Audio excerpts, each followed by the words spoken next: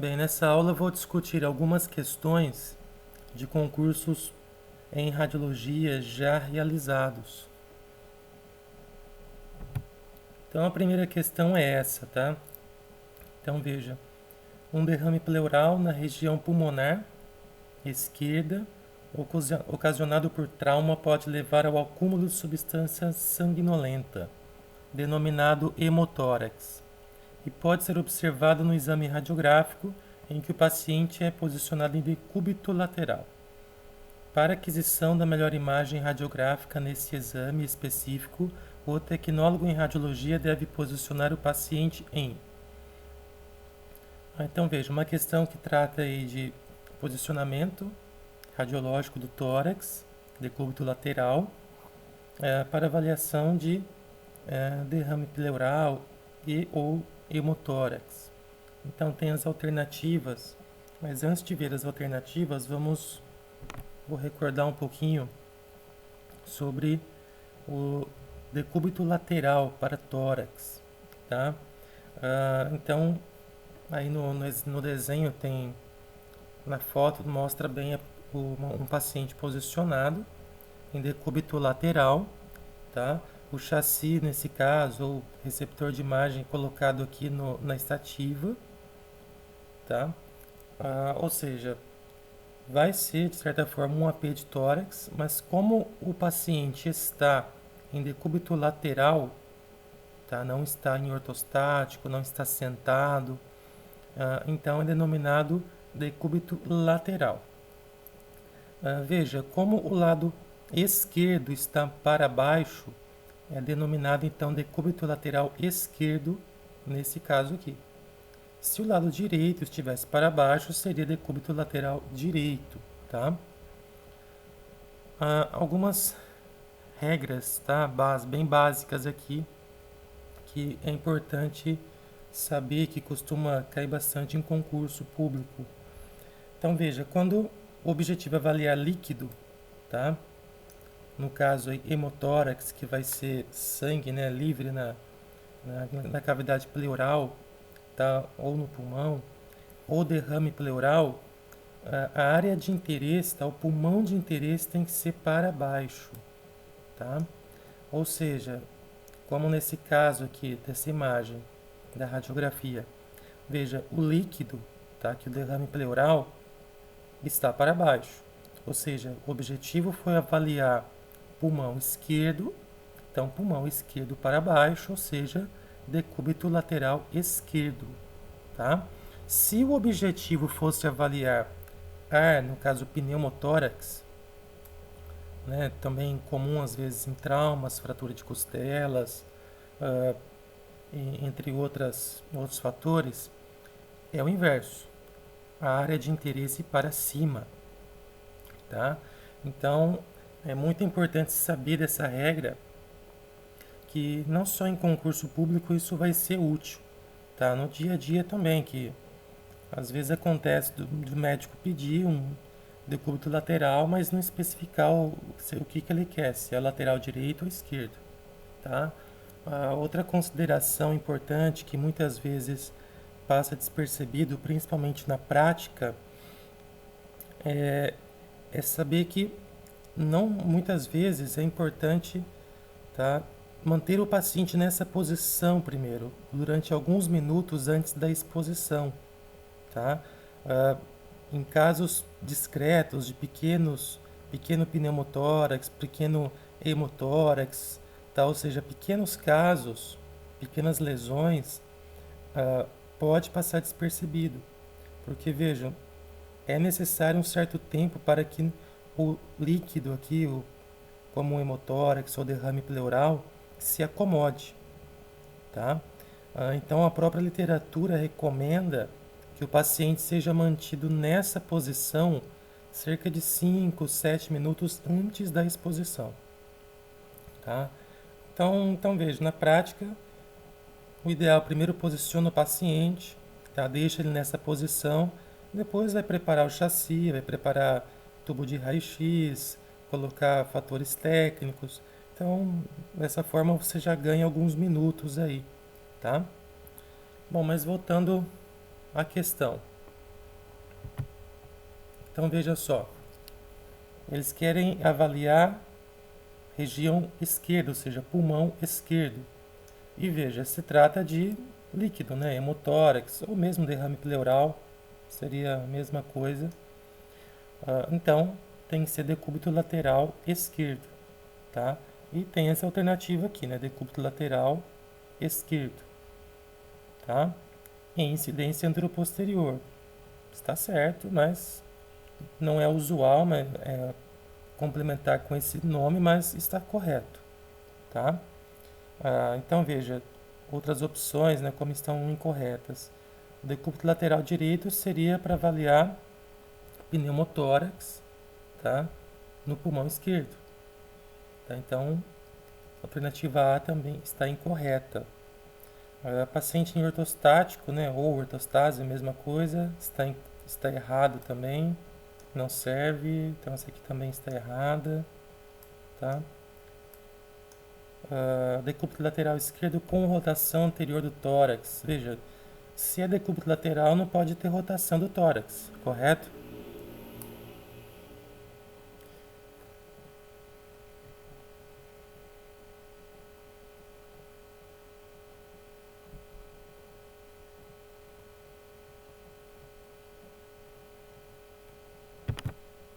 Então vamos ver as questões aqui. Então tem a opção correta, né? Porque o objetivo é avaliar pulmão esquerdo, tá? Para derrame pleural ou hemotórax, que seria o mesmo objetivo. Então tem a alternativa B, que é correta. A alternativa A está incorreta, que é do pulmão direito, está errado.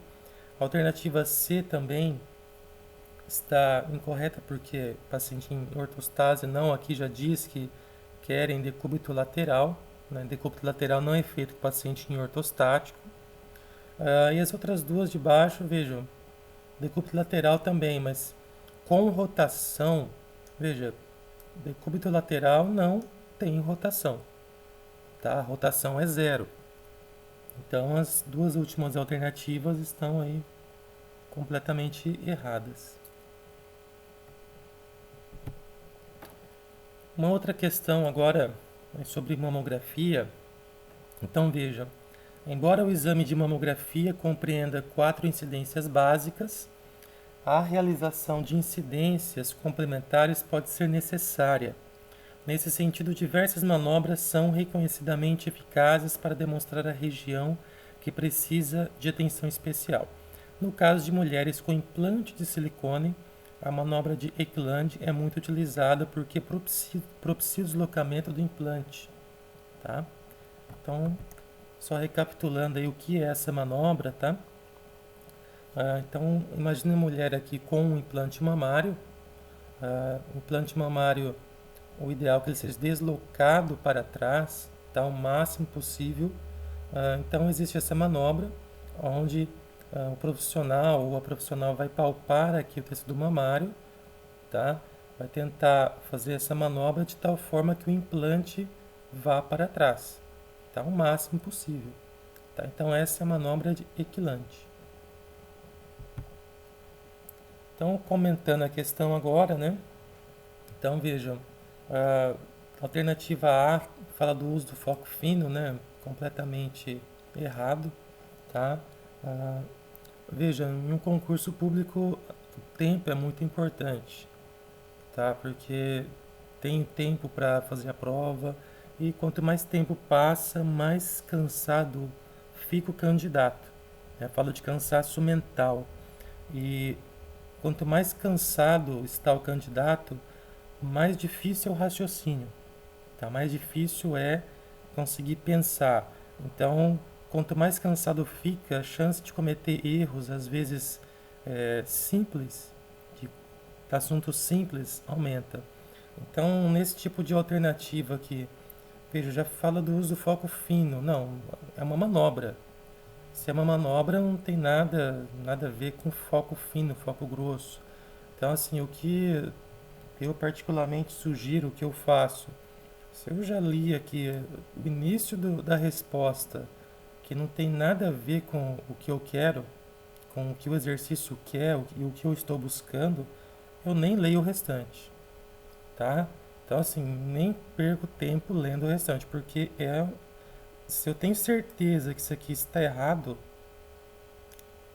não vou ler o restante, tá? Porque é para ganhar tempo, tudo bem? Para ganhar tempo. Então, e outra, de repente o restante da resposta está correta. Aí a pessoa pode ficar confusa, né?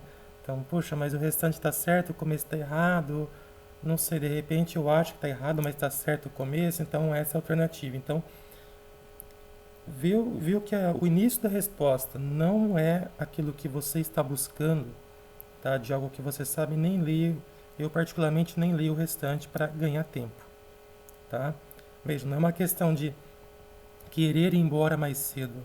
Simplesmente é uma questão de que quanto mais o tempo passa em uma prova, mais cansado mentalmente fica o candidato e certamente a chance de chegar no final da prova, ou às vezes no meio da prova e começar a cometer erros, aumenta bastante. Continuando, né? Redução da distância foco fino também, nada a ver, então nem leio o restante. Aumento da distância foco filme também, não tem nada a ver com o que nós queremos, tá? A redução da dose de radiação, vejam, não tem nada a ver com dose de radiação, então o restante é completamente ignorado, tá? Para ganhar tempo em uma prova de concurso. E a última alternativa, a compressão adequada dos tecidos evita a sobreposição pelo silicone e permite melhor visualização do tecido, tá? Do parênquima mamário. Está correto. Então essa é a alternativa correta.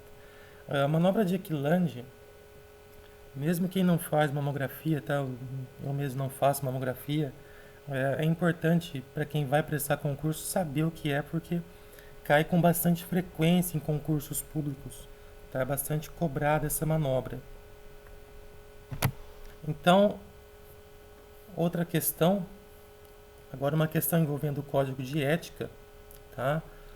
Dos profissionais. Então veja só, com base no código de ética dos profissionais das técnicas radiológicas, no que se refere às suas responsabilidades e aos seus deveres, analise as afirmativas a seguir, tá? Então primeiro, tá? Uma dica que eu particularmente uso. Muitas pessoas têm dificuldade quando tem exercícios assim de múltipla escolha. Tá? Então esses exercícios que tem lá item 1, 2, 3, 4, depois pergunta qual está correto, se está incorreto, são chamados de exercícios de múltipla escolha. Então muitas pessoas se assustam às vezes, muitas vezes porque no curso técnico ou na faculdade não fez tantos exercícios assim e realmente são mais difíceis, tá? Isso é fato. Exercícios de múltipla escolha são mais difíceis, de uma forma geral. Então eu sugiro que marque, tá? Marque o que está correto, o que está incorreto. Vamos ler então cada um desses e marque na prova, no final da sua leitura, se o item 1 está correto ou está incorreto, tá? Então vamos lá. Os profissionais das técnicas radiológicas devem reconhecer possibilidades e limitações no desempenho de suas funções e apenas realizar técnicas radiológicas, radioterápicas, nucleares, industriais, mediante requisição de um especialista. Isso está correto, tá? Isso está correto. Com um Czinho aqui de correto. Os profissionais das técnicas radiológicas devem assumir civilmente e penalmente responsabilidade por atos danosos aos clientes ou aos pacientes que sejam causados por imperícia, imprudência, negligência ou omissão. Isso está correto também. Tá? Então, qualquer problema causado a um cliente, um paciente, nós podemos responder por isso, tá? Civilmente e até penalmente. Então, isso também está correto. Os profissionais das técnicas radiológicas devem permitir que os clientes, pacientes, optem por utilizar ou não os equipamentos de proteção contra radiações. Isso está errado, tá? Isso está errado, tá? Então veja, o profissional, tá, o técnico, tecnólogo, ele é responsável não só pela execução do exame, mas também pela proteção radiológica dos acompanhantes e do paciente. Tá? E então não há opção, tá, para o paciente. usar ou não uma proteção, um acompanhante, né, que é mais comum. É um dever, tá, usar, e é um dever do profissional fazer isso. Então veja só, exercício de múltipla escolha. Então aqui já marcamos que o item 1 está correto, o item 2 está correto, o item 3 está incorreto. Outra dica importante é ver o que está sendo pedido. Nesse caso aqui está sendo pedido o que está correto, tá? Então, muita atenção aqui, porque às vezes se pede o que está incorreto. E o candidato, né, marca o que está correto e vai errar o exercício. E veja, um erro não por falta de preparo, não por falta de conhecimento, mas sim um erro por falta de atenção, tá? Tudo bem? Então vejam, vamos ver se tem a resposta aqui que queremos, item 1 e 2, tá? Então veja, item 1 e 2 tem alternativa, então temos a resposta aqui. Então, a respeito do código de ética, é muito comum ser cobrado o código de ética em concursos públicos. Então, veja só, dois assuntos que eu particularmente já vi bastante em concursos públicos referente a código de ética, tá? Primeiro assunto, tá? Nós acabamos de ver em relação à proteção individual dos acompanhantes, costuma ser bastante cobrado. Mas assim, o que mais vejo, o que mais já vi ser cobrado em concursos públicos é a respeito das informações, tá, que podem ser passadas pelo técnico ou tecnólogo ao paciente ou acompanhante. Tá? Então veja, quando é que o profissional pode, né, quando é que o técnico ou tecnólogo pode passar alguma informação diagnóstica para o paciente ou acompanhante? Nunca. Tá? Então temos um código de ética. Então o único profissional habilitado a passar qualquer informação, qualquer resultado de um exame radiológico, tá? Seja ele qual for, é o médico. Tá? Então já vi casos até de processos, porque veja, se isso é uma função do médico, a partir do momento que um técnico ou tecnólogo passa uma informação para um paciente ou acompanhante, ele está cometendo um crime, que é o exercício legal da medicina, tá? Isso é crime, tá? E, além do risco de passar uma informação errada e gerar um problema gigante aí, tá? Mas veja, isso costuma ser muito cobrado em concursos que cobram código de ética, tá? Então, nunca passar informação diagnóstica, tá? Pode ser passada informação, orientação, de como o paciente ficar posicionado, e etc., respiração, tá? Quando o resultado vai ficar pronto, ou seja, as informações sobre o exame e não informações sobre o resultado do exame, sobre o diagnóstico do exame, tá? Então, nunca passar informações sobre o resultado do exame a um paciente ou acompanhante.